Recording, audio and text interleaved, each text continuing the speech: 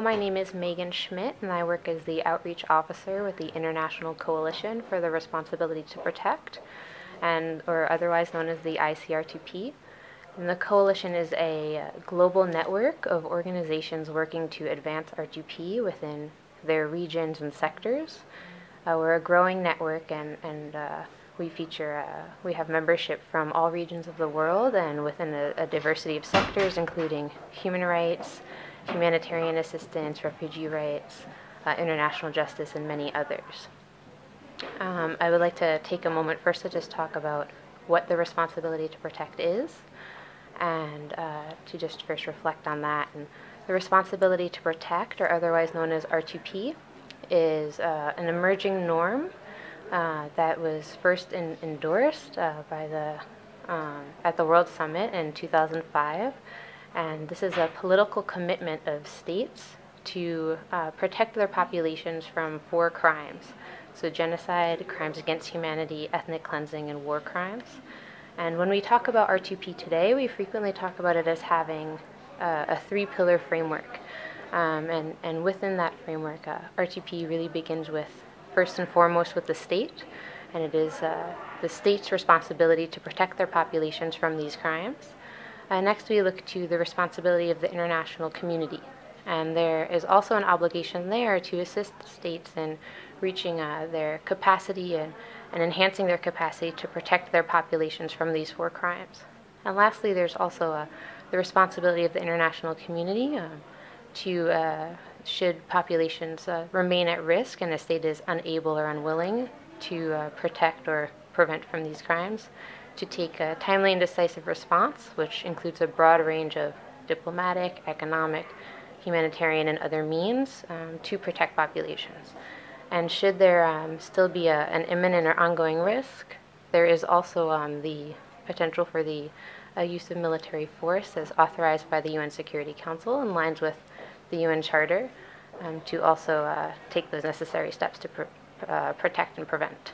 It's very important to note that R2P is really a preventive framework that aims to ensure that populations are prevented from these crimes and that states are able to really strengthen and enhance their capacities to meet those protection obligations. And then just to take a moment to also discuss some of the challenges that we see with the responsibility to protect. First, it's important to note that there has been continued consensus and support for R2P by governments throughout the world. We have seen this year after year within the United Nations General Assembly. There's been a series of 4 dialogues that have been held since 2009. And at these meetings, member states come together to discuss a report of the Secretary General and R2P more broadly. And within that, we've seen growing support for the norm and consensus on the principles that were first endorsed at the World Summit outcome, within the World Summit outcome document, paragraphs 138 and 139 in 2005. Some of the challenges that have emerged, though, are not so much with the norm's principles themselves. There is firm agreement on the need to prevent and protect from these 4 crimes, but rather on the operationalization of R2P. So how we take that commitment, that step forward. There's a number of misconceptions that continue to arise. So for example, R2P as strictly being a military intervention or the use of force.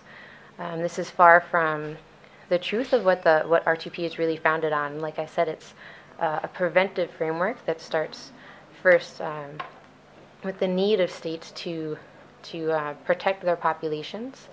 Another big challenge is R2P being conflated or confused with regime change. And this has been an issue that we've seen largely emerging within the past about year and a half following the intervention in Libya. And there it's very important to note that regime change is not in fact a tool under the R2P framework or a goal of R2P, always centered within the responsibility to protect is the protection of these crimes. And so R2P doesn't promote or support a particular type of government, but rather calls for governments to really strengthen and enhance their capacities to protect populations from these crimes. We'll be holding with Permanent Peace Movement on the 17th and 18th of December the first civil society roundtable on the responsibility to protect. Permanent Peace Movement is the ICRTP's first MENA region organizational member.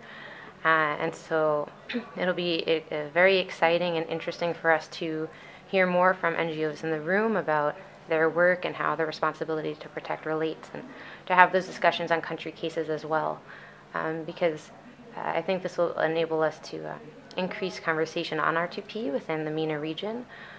With this being the first type of this type of informational roundtable that ICRTP is holding in this region, I think it'll really be able to serve as an awareness-raising and educational experience on what R2P is, and also allow us to hear more on how R2P can, the R2P framework can be used within the work of the different organizations present here on these 2 days.